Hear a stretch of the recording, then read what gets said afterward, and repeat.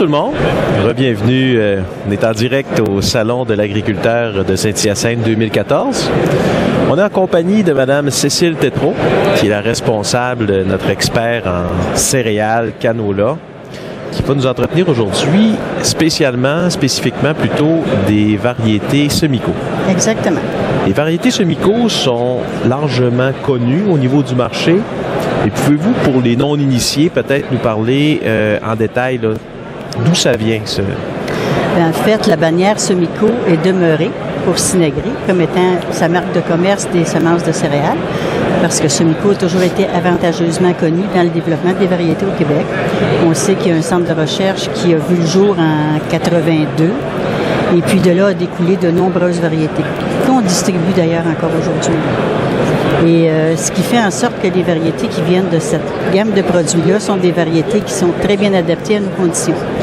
Parce qu'en plus d'être développées localement, elles ont été évaluées un peu partout au Québec dans les centres de recherche pour en arriver à des variétés. Amoureusement, on pourrait dire. Pratiquement, oui. Donc, quand on parle de céréales, on parle principalement d'orge, avoine et blé. Exact. Au niveau des orges, est-ce que c'est possible d'en parler un petit peu plus? Qu'est-ce qui Syrah, Durand, qu'est-ce qu'on a à offrir au niveau des orges? Écoute, traditionnellement, on a toujours été dans les orges à Syrah, les orges à grande distribution, les orges fourragères. Et si on constate avec les résultats du RGCQ, qui est la référence en fait, là, on peut voir que nos 4 orges présentement distribuées au niveau de notre réseau d'essais, qui sont Harmonie, Synabel, Synasolis et Océanique, ont une cote de fusariose vraiment la meilleure au niveau des orges Syrah. En plus de cumuler chacune leurs caractéristiques. Parce qu'on parle beaucoup de fusariose dans le blé, mais dans l'orge, ça peut être problématique C'est un grave aussi. Problème dans l'orge parce que c'est probablement ce qui a fait en sorte qu'on a connu un si grand recul dans l'orge dans les régions du sud du Québec. Parce que l'orge, bien que son symptôme soit moins apparent que le blé au champ, développe quand même beaucoup de toxines. Donc, puis le marché pour le porc, l'orge est toujours associé au marché pour l'engraissement du porc, demande des taux de toxines vraiment très bas. Donc, si on s'en va avec les variétés qui proviennent de notre gamme de produits, ben c'est une assurance supplémentaire de diminuer, de tenir le taux de toxines au niveau le plus bas avec ces variétés. L'avènement des orges à 2 rangs était relatif aussi à essayer de voir par rapport à fusariose, je crois, à l'origine. En fait, de par leur morphologie, les orges à 2 rangs, ils sont plus aérés. L'air passe mieux dans un épi qui n'a que 2 rangs qu'un épi qui est très compact et qui a que 6 rangs. En fait, c'est vraiment ça là, qui en fait la différence. C'est pas génétiquement. Le fait que ce soit aéré, moins d'humidité qui reste, moins donc propice ça se propage moins. au développement des maladies. Exactement, c'est ça. Parce que si on regarde au niveau génétique simplement, non, il n'y a pas vraiment de différence. C'est la morphologie de la plante. Au sujet des orges nues, est-ce que... Ben là, c'est une autre chose. Oui. Parce que, vois-tu, on s'en vient avec 2 variétés d'orge nues là, dans les prochaines années, qui sont en multiplication présentement. L'orge azimut et l'orge qui est toujours pas nommée. Une autre orge qu'on a... L'orge Cécile Tétrault. On n'est pas rendu là. J'attends de prendre la retraite. Mais une autre orge nue aussi qui va vraiment nous apporter et un très bon rendement. Et du fait que ces orges-là vont laisser leurs écales au champ, vont faire diminuer les taux de toxines considérablement. Donc, on pense qu'on est capable de reprendre un certain marché là, qui avait été comme abandonné avec les orges.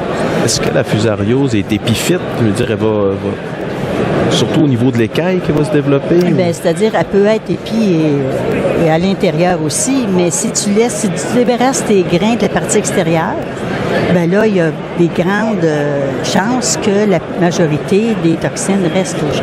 Okay. Restent au champ. Puis d'ailleurs, on le voit dans les résultats, sous inoculation, les orges nues sentir toujours mieux que les orges couvertes à ce niveau-là. Fait que 2 variétés à surveiller dans les prochaines années dans notre gamme de produits. Alors, au niveau des orges, on continue toujours avec les Syrah, qui sont encore, je pense, les plus populaires aujourd'hui, les Syrah. Oui, bien que depuis une dizaine d'années, je crois que l'écart de rendement entre les 2 rangs et les Syrah s'est amenuisé. Mais par contre, bon an, mal an, je te dirais que les sirens ont encore un avantage au niveau rendement. Potentiel de rendement légèrement supérieur. Ce qui est intéressant avec les 2 rangs, c'est que souvent, on va avoir une grosseur de grain uniforme. Un poids de 1000 grains amélioré, un bon poids lectolyte également. Mais si tu regardes notre gamme de variétés, on retrouve également des gros grains chez nos variétés, comme avec la Cinabelle. On retrouve des poids lectolitres très élevés, comme avec notre nouvelle Masqui, une nouvelle orge qu'on va mettre en marché dès 2015, là, qui arrive dans notre gamme de variétés. Il faut dire que les nouvelles variétés, la disponibilité peut être tout de même limitée. On est en multiplication. Si on parle de Masqui et de Azimut, qui sont nos 2 nouveautés là, en 2014, on commence à les faire connaître. Elles vont être répertoriées dans le guide RGCQ, elles le sont, mais la disponibilité est faible pour 2014. C'est en 2015 qu'on va vraiment arriver avec des quantités suffisantes pour répondre aux besoins. Ça fait le tour un petit peu de l'orge. Maintenant, on parle d'avoine, parce qu'au niveau de l'avoine, il y a différents marchés. On parle du marché fourragé, le marché humain. Qu'est-ce qu'on a, nous, chez Semico? Dans la gamme Semico, on a une avoine fourragère, premièrement, qui est vraiment destinée là, au fourrage, qui s'appelle Cinacil, et qu'on met dans nos mélanges fourragés également, nos mélanges pour la coupe en verre. On a des avoines grand marché, que j'appelle, là, qui sont comme Cinextra, qui sont comme Hidalgo, une nouveauté. Et on a aussi les avoines dites Agruyo. Les avoines Agruyo, on parle principalement de l'avoine Dancer et de l'avoine Vitalité. Ces 2 avoines-là ont été développées pour répondre aux exigences du marché du gruau. Et ça devient des standards dans ce marché-là. Donc, dépendamment du marché lequel on vise, on va être en mesure d'avoir une avoine spécifique qui répond bien aussi. Ils sont cotés tous au RGCQ aussi. Ils sont tous cotés au RGCQ. On peut le voir dans les recommandations de cette année. Comme de raison, là, si on regarde nos nouveautés particulièrement, en parlant de Hidalgo pour le grand marché, de Vitalité pour le marché du gruau, ce sont 2 variétés développées encore là localement. Et ce sont des variétés qui vont être capables de donner d'excellents rendements et de répondre aux besoins de nos clients. L'Hidalgo et la Vitalité, qui sont les 2 plus récentes, sont mal connues. Quel point particulier là, d'intérêt là, qu'on peut leur reconnaître? Je te dirais Hidalgo au rendement. Là. Vraiment, c'est une avoine à rendement et on sait que l'avoine se fait en zone 3 Québec. Et si on regarde ses résultats, c'est une avoine qui se démarque dans la zone 3. La Vitalité, bien, elle, c'est la qualité alimentaire. Et puis... donc, des compagnies comme Quaker, exemple, ou exactement. autres. La Vitalité a été, en 2012, inscrite sur la liste des variétés acceptées par Quaker. Cette année, je ne crois pas qu'il y ait eu de changement. On m'a dit qu'il n'y avait pas eu de changement sur la liste, donc c'est toujours une variété acceptée. Et comme son nom le dit, vois-tu, l'avoine Vitalité, c'est super. Oui. Vitalité. Oui. Si on tombe maintenant avec la catégorie des blés, oui. On a aussi dans cette variété-là, non, pas dans cette variété-là, mais dans cette catégorie-là, des blés qui sont type fourragés et des blés qu'on dit panifiables ou pour la consommation humaine. Oui. Mais premièrement, on a des blés d'automne et des blés de printemps. Dans nos blés d'automne, on a 2 blés. Un qui est pour l'alimentation humaine et qui s'appelle le Zorro, qu'on distribue, qui est une distribution simplement. Et on a le blé Carnaval, qui est un blé plus fourragé. Ceux-là, comme de raison, on n'est plus de saison, là, mais on espère bien que le couvert de neige va permettre de les voir en 2014 là, pour qu'ils performent. Et on a les blés, dans les blés de printemps, on a toute une gamme de blés panifiables qui se démarquent par vraiment leur aptitude au niveau de la maturité, puis au niveau des marchés visés. Mais présentement, on en a un particulièrement là, qui est vraiment ciblé, et c'est le blé major. Oui. Le blé major est arrivé sur le marché en 2011. Et c'est un blé à rendement. Et très haut potentiel de rendement. Très haut potentiel de rendement avec une cote fusariose de 1, ce qui est la meilleure cote pour les blés d'alimentation et humaine et fourragée, là, la meilleure cote. Donc, ce blé-là, en plus d'avoir une cote de 1 pour la fusariose de l'épi, il est aussi résistant à la maladie qui s'appelle l'oïdium, ou le blanc. Il y a une cote de 1 pour la rôde des feuilles, une cote de 1 pour les maladies foliaires. Donc, ça en fait vraiment une assurance supplémentaire pour le producteur. On sait que les maladies, nous, au Québec, avec notre climat, ben ça se développe souvent à tour de bras, là, quand on a des saisons propices. La popularité du blé, depuis quelques saisons, est en croissance évidente. Exactement. Le blé, ça a toujours été un marché qui a fluctué selon le prix aussi, parce que c'est une des cash crops qu'on connaît beaucoup. Mais présentement, je crois que le blé, et il y a un engouement qui revient pour cette culture-là, possiblement plus en Montérégie d'ailleurs. Parlons-en de la Montérégie, parce qu'on parle souvent Montérégie, les régions du sud, maïs, soya, soya, maïs, blé d'Inde, soya. Ouais. Et la culture de la céréale était toujours réservée, ou surtout les gens voient ça pour les régions du nord. Ou de l'Est, Québec, Lac-Saint-Jean, Abitibi. Le blé en Montérégie. Le blé en Montérégie, c'est une culture qui doit reprendre sa place, selon moi, parce que les producteurs ont besoin d'une troisième culture et d'une troisième culture rentable. Présentement, ce qu'on voit, c'est que, ils se rendent compte qu'ils ont des sols à remettre en ordre. Ils vont semer une céréale pour remettre le sol en ordre. J'ai rien contre ça. Mais je voudrais bien qu'ils prennent l'habitude de garder la céréale dans la rotation, parce qu'on sait que ça va donner un gain sur les cultures qui viennent par la suite aussi. Et que c'est pas négligeable. On parle au moins de 10 lorsqu'on introduit un soya dans une culture de maïs. On parlait de 10 d'augmentation de rendement pour la culture suivante. On parle d'une augmentation qui peut aller entre 15 et 20 si on introduit en plus une céréale. Donc, je crois qu'il faut voir l'année de culture, je suis bien d'accord, mais il faut voir aussi tout ce que ça peut apporter davantage. À moyen terme et à long terme. À moyen terme, de réintroduire une céréale. Et je suis d'accord que ça prend quelque chose de rentable.